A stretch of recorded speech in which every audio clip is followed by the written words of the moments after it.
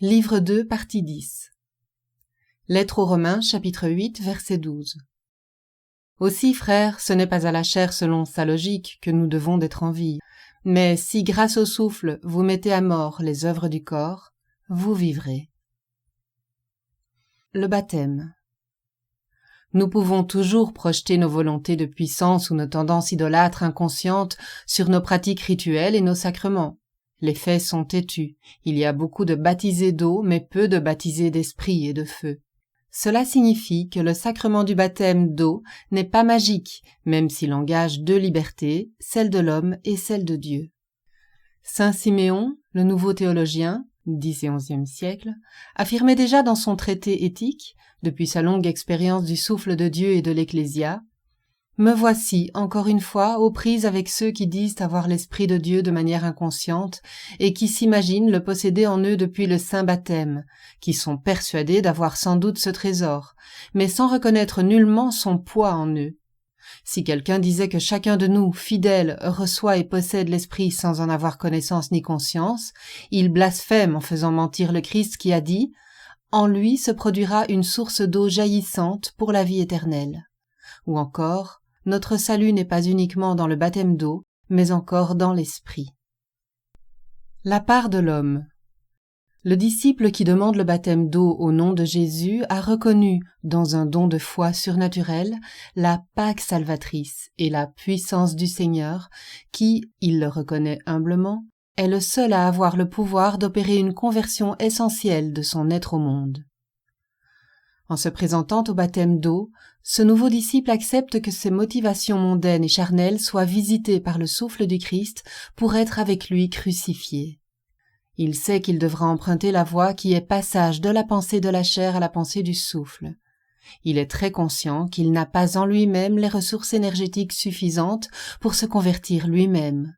Il sait que sa foi en Christ, la parole vivante, lui ouvre un chemin difficile, mais pardonné d'avance quelles que soient les épreuves, les manquements et fautes qu'il pourra encore commettre ou pratiquer par faiblesse, ignorance et conditionnement pulsionnel et culturel. La part de Dieu. Son baptême est de souffle saint et de feu. C'est la réponse de Dieu à la foi et à la repentance profonde manifestée par le disciple nouveau lors du baptême d'eau. Par son souffle qui est feu, il consumera son monde ancien et ses motivations anciennes par son amour donné substantiellement. Mais la qualité de ce feu divin qui est don en vérité dépendra du niveau de relation personnelle que le disciple nouveau acceptera de partager et de vivre avec son Dieu. La qualité d'habitation du souffle de Dieu en l'homme marche de pair avec la qualité de sa pénétration et de son imprégnation. Dieu est amour, aussi respecte-t-il la liberté de l'homme. Il ne peut le contraindre ni au baptême de feu, ni à la conversion essentielle. Aussi, tout est entre les mains du disciple nouveau. La qualité de son baptême sera en fonction de sa foi, de son accueil et de son abandon, lorsque le souffle du Christ viendra à lui pour habiter en lui. Mourir en moi au monde ancien.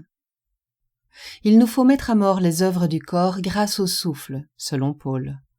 Bien, mais s'il faut mourir, de quel genre de mort s'agit-il ? Certes, nous y avons déjà un peu répondu dans les pages précédentes, mais il nous reste quelques précisions à apporter. Remarquons tout d'abord que Paul ne parle pas ici, comme à son habitude, des œuvres de la chair, mais bien des œuvres du corps. La traduction œcuménique de la Bible, elle, traduit cette pensée par « Faites mourir les comportements charnels », peut-être pour conserver au texte une certaine cohérence. Au fond, chair ou corps, c'est la même chose, car Paul pense bazar, c'est-à-dire corps de chair. En fait, il vise le corps psychique, pour nous, le corps psychophysique. Ce que dit saint Paul, c'est qu'il nous faut mettre à mort les œuvres du corps psychique. Bien, mais pourquoi et dans quel but ? Pour parvenir à une métanoïa, une conversion essentielle. Mais remarquons tout d'abord qu'il précise « grâce au souffle ». Cela a son importance. Il ne s'agit pas de mettre à mort notre corps psychophysique à partir d'une opinion sur la chose, parce qu'il serait haïssable, par exemple, ou parce qu'il constituerait un obstacle à notre désir de nous élever vers Dieu, etc. Il ne s'agit pas non plus de parvenir à une conversion par la pratique d'une ascèse sévère. Le corps n'est pas de trop en cette affaire. Ce malentendu, on le sait, a conduit à des excès aberrants. Cela interroge, car il suffit de lire les évangiles pour comprendre que le corps y est omniprésent. Jésus touche, goûte, caresse librement. Mais adopter l'attitude inverse en invoquant la liberté tout en s'autorisant toutes sortes d'expériences corporelles, sous prétexte de réhabiliter le corps, mène également à des aberrations. Alors quoi? Il nous faudrait prendre la voie du milieu? Voie du milieu ou pas, ce sont ces pratiques volontaristes qui sont inopportunes. Elles sont inopportunes quand la grâce ne précède pas nos motivations et ne fonde pas nos actes. Car c'est le souffle de Dieu seul qui, en travaillant notre intériorité, peut mettre à mort nos motivations et nos œuvres prises dans les logiques de la chair, conditionnées par le péché, la violence et la mort, nous dit saint Paul. Sans le souffle de Dieu opérant une conversion en nous, comment pourrions-nous, à partir de notre seule condition terrestre, différencier ce qui relève de la pensée de la chair et ce qui relève de la pensée du souffle? Si les œuvres du corps psychique doivent mourir grâce au souffle de Dieu, ce n'est pas pour annihiler définitivement le corps de chair, mais pour que le souffle opère en lui une transformation. Si le souffle travaille ainsi le corps psychophysique, c'est pour l'imprégner de sa substance pneumatique. C'est pour le pénétrer d'énergie divine, afin que le corps psychique se revête du corps pneumatique. Corps pneumatique qui était présence cachée dans le corps psychique, mais qui, là, va prendre de l'ampleur énergétique et divine. Et, comme nous l'avons vu, il n'y a pas de corps sans moi. Le moi natif va lui aussi connaître une métamorphose. Certes, ce moi natif pourra collaborer aux œuvres du souffle, parfois en usant de sa raison et de sa volonté, parfois en acceptant, grâce à sa foi éclairée et renouvelée, de conformer ses actes et autres comportements aux enseignements de la parole. Mais le plus souvent, c'est le souffle de Dieu lui-même qui accomplira la voie en ce moi, à son insu. Et c'est l'énergie divine qui opérera une modification radicale de ses perceptions et de ses conceptions, de ses valeurs. C'est ainsi par exemple que le moi natif pourra connaître une mise à mort de l'image qu'il a de lui-même ou des rôles qu'il se donne. Une mise à mort plus subie que voulue, qui lui fera goûter la misère de son être au monde. Question. Est-ce tout ce qui constitue illusoirement un moi natif qui doit disparaître? Sont-ce les objets du monde et le moi natif lui-même qui sont une illusion, ou bien la valeur que le moi natif attribue aux objets du monde comme à lui-même? Ce qui est dit là peut sembler très pessimiste. Certainement, si nous pensons que seule une volonté d'homme fondée sur sa seule intelligence rationnelle et les techniques qu'il a su développer peuvent sauver le monde. Mais ici, il s'agit d'écouter ce qui se dit depuis un ailleurs de nos structures psychiques conditionnées, car aucune intelligence humaine ne pourra s'extraire par elle-même du dévoiement qui l'englobe, telle une matrice. Mais si nous laissons le souffle mettre à mort les œuvres du corps psychique, nous vivrons, dit saint Paul, car c'est lui qui tient en vie. Et Jésus, nous l'avons vu, précise que nous vivrons éternellement. Mais si nous avons à emprunter la voie qui mène à la vie véritable, cela signifie implicitement que nous ne sommes pas encore réellement vivants. Une mort est à l'œuvre en nos corps psychiques, qui nous barrent l'accès à la vie. Mais de quelle mort s'agit-il?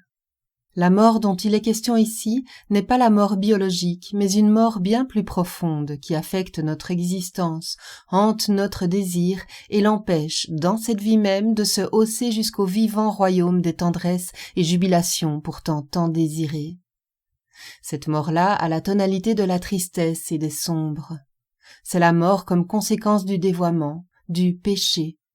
Son fruit, c'est la violence irréductible en nous et entre nous. C'est la défiance et c'est l'avidité. Elle peut être dite existentielle, car elle affecte notre existence jusque dans ses dimensions psychiques et aspirations spirituelles. Cela a non seulement des répercussions néfastes sur toutes nos relations en ce monde, mais aussi sur notre vie spirituelle. Cette mort-là barre la voie de l'homme intérieur, car elle affecte notre capacité à entendre la parole là où elle parle. Paul prétend que seul le souffle de Dieu peut nous sortir de là en opérant une régénération du corps et du moi. La régénération ici et maintenant, c'est la promesse qu'une conversion existentielle entraînant un renouvellement radical de nos mesures et de nos valeurs est à l'œuvre. Peut-être entendons-nous mieux ce que voulait signifier l'homme Jésus quand il disait de laisser les morts enterrer les morts et le retournement inouï de nos valeurs que ces propos évoquent? Car ces paroles signifient que ce qu'habituellement l'on croit vivant est mort du point de vue pneumatique et que mourir en Christ est voie qui fait passer du côté du vivant. Il y a là un mouvement d'inversion si essentiel et si radical concernant la relation aux éléments du monde qu'il ne sera plus possible pour l'homme converti de vraiment composer avec les valeurs mondaines habituelles. C'est ici qu'on peut entendre ces paroles consignées en l'évangile de Jean. « Vous êtes dans le monde, mais vous n'êtes pas du monde. Je vous ai choisi en vous tirant du sein du monde. Le monde ne me verra plus, mais vous me reverrez. » Jean chapitre 14, verset 19 et Jean chapitre 16, versets de 16 à 20. Ce qui est avancé là semble ne concerner que les élus, une élite spirituelle. Le problème, c'est que nul ne peut savoir, en dehors de son cas propre, où et quand le souffle de Dieu travaille. Nous avons certes toutes sortes de mesures pour jauger, évaluer, juger, mais nous ne pouvons nous rendre maîtres d'un souffle qui souffle où il veut. Aussi, il y a fort à parier que le souffle soit à l'œuvre un peu partout, mais qu'il soit difficile à identifier, tant il est l'étrange par rapport à nos valeurs mondaines et autres évaluations et perceptions. Nous sommes fragiles. La mort reste une menace. Il peut arriver, par exemple, que notre existence terrestre se mette un jour à glisser subitement ou bien lentement. Il suffit d'un événement tragique ou parfois anodin, en tout cas imprévu, pour que ce sur quoi nous avions fondé notre existence ne tienne plus du tout. Nous vivons alors un malheur. Le chaos peut ainsi venir de l'extérieur, lors d'une guerre ou remonter depuis un lieu en dessous de la conscience. On ne peut plus vivre dignement, alors même que notre corps vit des souffrances indicibles ou des angoisses inassignables. Ce peut être un réveil noir qui advient à notre insu. Un matin, notre présence morale au monde sombre et c'est la plongée en dépression. Plus rien ne semble pouvoir nous préserver de ce qui advient là.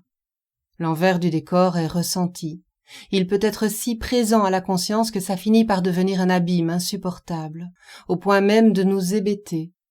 Lorsque tout se défait ainsi, lorsque se fracture notre rapport à Dieu ou à nous-mêmes, aux autres, à notre vie, l'idée que nous avions de notre avenir ou de nos sécurités, ne risque-t-on pas de connaître ce moment où nous voulons en finir avec la souffrance, l'absurde, le non-sens, au point de laisser croître en soi le goût de la destruction?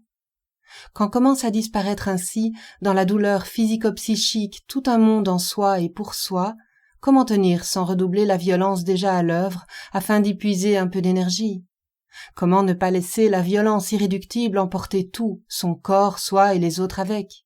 Comment ne pas penser en maudit?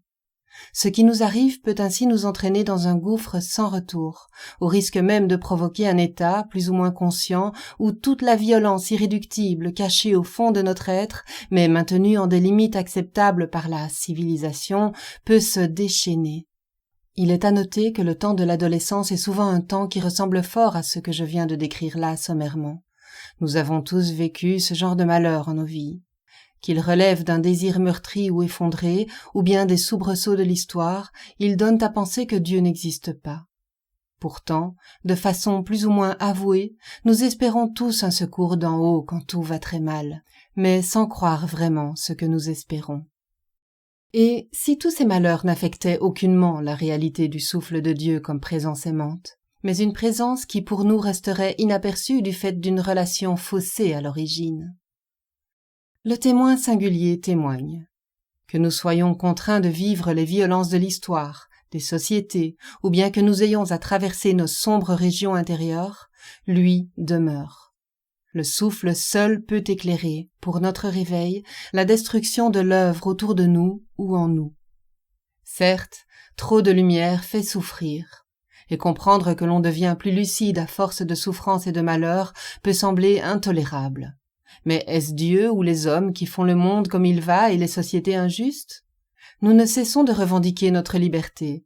Or Dieu laisse apparemment à l'univers et aux civilisations une bonne marge de liberté, nous y reviendrons. Le témoin sait d'expérience que, pour être arraché aux fausses lumières qui génèrent erreurs fatales, malheur et mort spirituelle, il faut traverser avec l'aide du souffle des souffrances dont l'origine est humaine, trop humaine. La seule intervention divine pensable consiste à croire que Dieu éclaire nos existences dévoyées en des souffrances multiformes, non pas pour nous maudire, mais pour nous sauver. Il peut arriver qu'en ce sombre état psychique et ou physique, nous maudissions Dieu, mais lui ne nous maudit pas, il nous aime et veut nous sauver. Il semble donc d'expérience que notre seul et unique recours en ces moments tragiques soit de faire la vérité de nos vérités en notre existence. Mais que cet objectif paraît difficile, surhumain, impossible quand on souffre en ces ténèbres. Que dit la parole ? Personne ne peut trouver, seul, la bonne porte qui mène à la libération de l'enténébré en nous. D'autant plus en ces périodes où notre vie est devenue synonyme d'obscurité totale, faite de gémissements et de souffrances. Mais sans amour, ne sommes-nous pas tous des désespérés de la vie et des souffreteux impuissants ? Or, le témoin singulier en témoigne, Dieu en ces ténèbres est là qui nous aime le premier et nous apporte la lumière. Il nous faut vraiment y croire et choisir la confiance plutôt que la défiance. Facile à dire, pas facile à faire. Pourtant reste la prière. La prière qui peut prendre la forme d'une colère et dans la colère supplier, même en vociférant contre Dieu. Car lui nous aime envers et contre tout. Lui, le vivant, nous préfère vivant et combatif que résigné et soumis à la mort. Quand il faut, coûte que coûte, retrouver du sens et une existence qui en finisse avec la souffrance, le mensonge et le manque d'amour, il y a urgence absolue. D'autant plus quand ça ne rigole plus, quand le divertissement ne peut plus être une échappatoire, ou qu'il n'est plus possible de jouir du théâtre mondain, ou que l'on ne peut plus s'accommoder de relations prises dans le jeu des « comme si ». Si la voie d'humanité passe par une telle mise en lumière, relevant d'une prise de conscience insupportable, on comprend pourquoi tant de personnes, ignorant le don d'amour divin, mais confrontées à l'effroi, ne font jamais le pas de la grande remise en question. On préfère composer avec la souffrance ou le non-sens. On choisit même d'ignorer l'abîme qui menace en usant d'imaginaires réconfortants. Mais ce qui est alors manqué, c'est l'éveil. Au risque de donner tout pouvoir à cette violence irréductible, cachée, inodore, celle qui depuis toujours agit pour que triomphe la mort et les ténèbres en ce monde. Il est normal que cette lumière en nos consciences, pointée sur la fausseté de nos existences, nous plonge d'abord dans l'obscurité, puisqu'elle travaille là où nous croyions voir et entendre. Plus d'évidence, plus de comme si, plus de masques, plus de rôles, plus d'accommodement, plus de petits arrangements avec le mensonge ou le meurtre. Peut-être aurons-nous alors le sentiment angoissant de perdre psychiquement pied. Mais il se pourrait que ce ne soit plus là seulement affaire de dépression ou de descente irrémédiable dans le désespoir, mais plutôt d'éperdition, atroce certes, mais nécessaire. Bien sûr, il y aura cette angoisse existentielle qui nous prendra aux tripes et nous pétrifiera peut-être. Mais aller ainsi vers la lumière sera le signe que ce qui constituait le point d'appui de notre vie ne faisait déjà plus sens. Devant cette vanité pressentie, ne nous fallait-il pas en urgence trouver passage ? Et c'est Dieu qui est venu à nous, mais nous ne l'avons peut-être pas encore saisi. Cette angoisse qui s'infuse en nous n'est peut-être pas le signe d'un néant proche. Être amené à côtoyer ainsi l'abîme peut être le signe qu'une remontée vers la source est en gestation. Je pense ici aux expérienceurs qui ont fait une expérience négative. Alors il ne reste qu'une chose à faire, pousser à fond, pas d'autre choix. Certes, perdre ainsi notre vie captive de la mort existentielle, c'est perdre une existence connue, mais c'est dans le même mouvement avoir chance d'être libéré d'une vie mal adaptée, meurtrière et menteuse. Ce ne peut être sans que meurent effectivement les illusions et les mensonges d'une existence faussée dans la masse, prise dans les logiques de survie d'une chair en manque de souffle.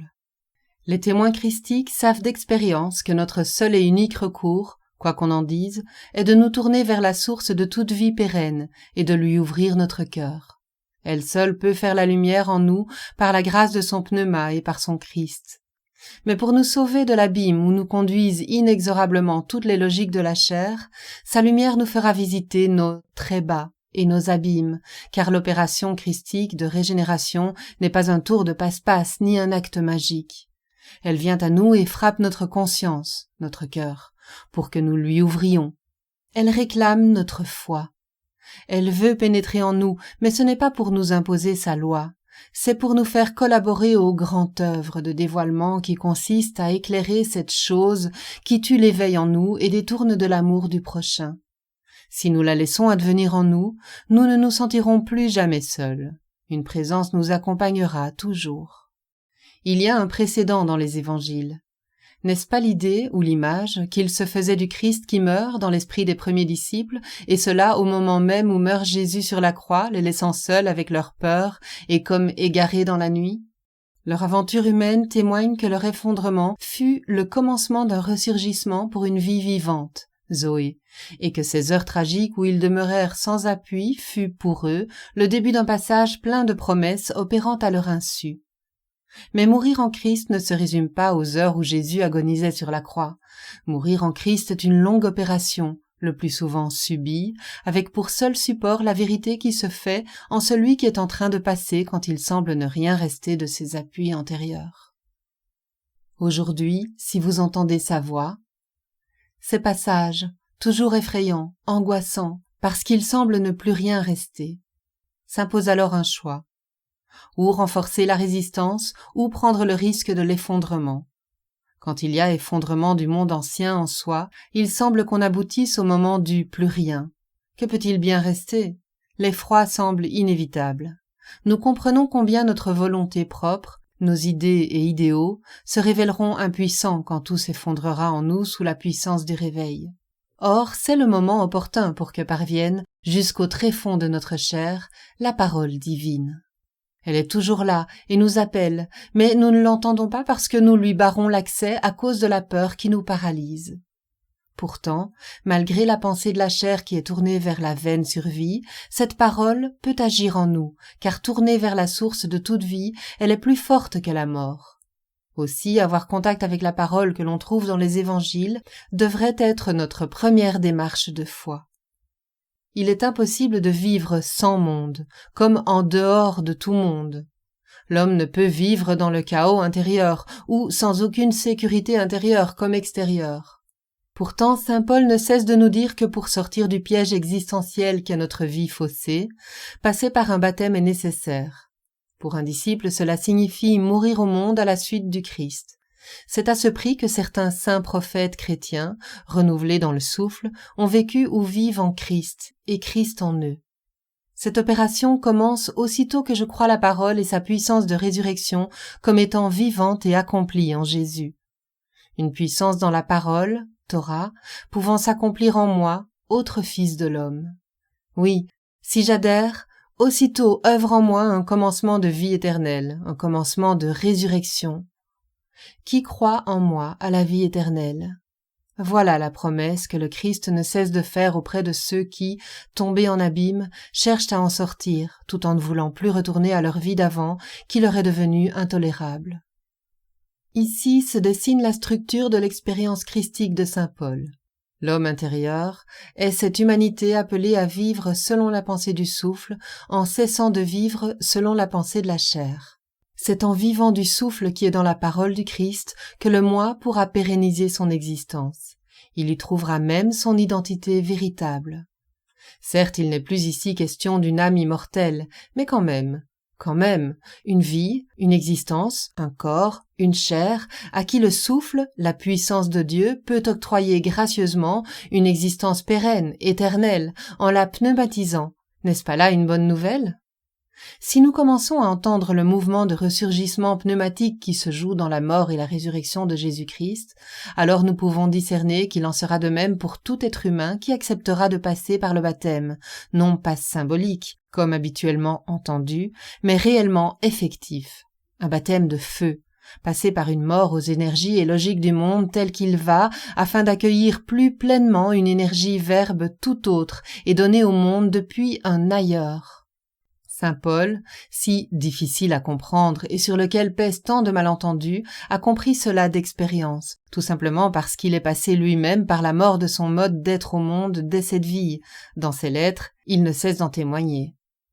Mais cette expérience personnelle, intime, individuelle, n'a sa raison d'être que si elle se déploie en une dimension beaucoup plus large, collective. C'est la parole entendue par un seul, puis une poignée d'humains et annoncée comme bonne nouvelle qui peut devenir opérante sur le plan de nos existences partagées et collectives, à l'échelle des siècles, car cette parole est souffle de vie. C'est par le témoignage des témoins christiques à travers les siècles que nous serons amenés à envisager qu'un bouleversement anthropologique considérable peut être possible. Cette mutation dépasse tout ce que les idéaux, qu'ils soient politiques, humanistes et autres, peuvent concevoir, à condition de reconnaître que cela n'est pas à la portée de la chair, qui n'a aucun moyen d'autoproduire du vivant en soi et entre nous, seulement les conditions égoïstes de sa propre survie, mais une survie sans espérance pérenne, une existence en survie qui ne peut dépasser son propre horizon, une existence de survie vouée à la mort. Oui, il faut qu'un feu descende sur terre pour nous sauver en nous arrachant au malentendu. Le lecteur est invité à lire la 2e lettre de Pierre, chapitre 3, versets de 9 à 16, où il est fait mention de la patience de Dieu, des éléments chauffés à l'extrême qui se dissoudront, etc., afin de l'interpréter à la lumière de notre proposition générale. À propos des EMI. Une mutation semble être en cours chez la plupart des expérienceurs. Une opération de transformation qui se fait souvent à leur insu, à la suite de l'événement initial qui continue de produire des effets. Ils en sont affectés. Il ne leur est pas facile d'assimiler les informations reçues de l'autre côté du tunnel, en pleine lumière, encore moins d'en assumer les effets dans leur vie. Mais ce qui est le plus remarquable, c'est que tous mettent désormais l'amour et l'exigence de vérité au cœur de toutes leurs relations. C'est plus fort qu'eux, ils ne peuvent penser ni vivre autrement. Une puissance de régénération est-elle à l'œuvre en eux, à leur insu, je veux dire comme si une force, une énergie divine travaillait en eux à leur insu? Pris dans ce retentissement qui les déborde et les oblige, certains payent le prix fort. Divorce, perte du travail, changement radical de vie, solitude et incapacité prolongée de trouver un langage adéquat pour dire ces transformations intimes. Mais une chose est sûre, ils sont désormais complètement décalés par rapport à ce qui fait courir le monde. Mais il y en a parmi eux qui ont vécu une expérience négative. Petit a. Il y a ceux qui n'ont connu que le noir et rien que le noir. Il faut qu'ils sachent que de grands spirituels mystiques sont passés par là. Il faut leur dire qu'en cette ténèbre, Dieu besogne pour eux.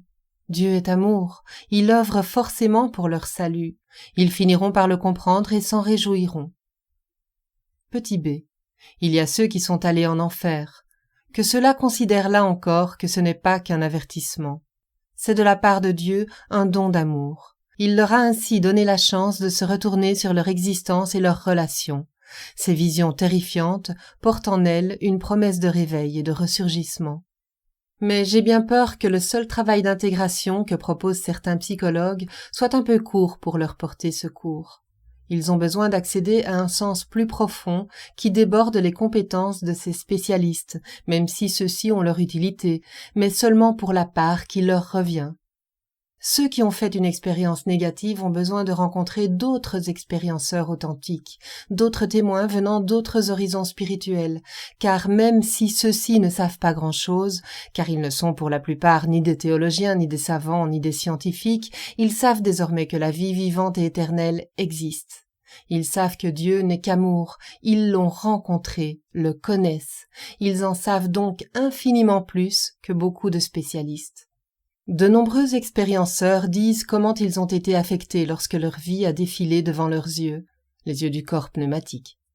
L'amour et le bien-être dans lequel ils baignaient leur faisaient ressentir, cependant et malgré tout, le mal qu'ils avaient fait à autrui, leur manque d'amour et d'écoute, envers eux-mêmes comme envers autrui. Mais ces témoins affirment également que le but d'une telle revue de vie n'était pas de les condamner, mais de leur faire évaluer leurs actes en pleine conscience et bienveillance, sans peur et sans honte excessive. Dans ces moments de revue de vie, ils ressentaient, à travers temps et espace, ce qu'avaient ressenti les personnes à qui ils avaient fait du tort ou du mal. Ils se retrouvaient à la place des personnes, ils les pénétraient réellement. Ce qui leur était donné d'expérimenter en réalité, c'est combien nous sommes tous reliés et combien tout se copénètre dans le royaume de la source de lumière, hors espace-temps. La revue de vie, on le voit, permet de prendre conscience des autres et du mal qu'on peut faire, ignorant que nous sommes. La source d'amour et de lumière veut nous convertir à l'amour. Pourquoi en serait-il autrement pour ceux qui ont fait une expérience négative? Mais j'en suis certain, ceux-là savent déjà ce qu'ils ont à faire. Les très nombreux témoignages de mort imminente, qui sont peut-être des sortes de métaphores expérimentales de ce qu'est la mort du vieil homme, dont parle saint Paul, peuvent aussi nous aider à déplacer notre regard sur la souffrance et la mort, sans toutefois prétendre apporter une réponse définitive.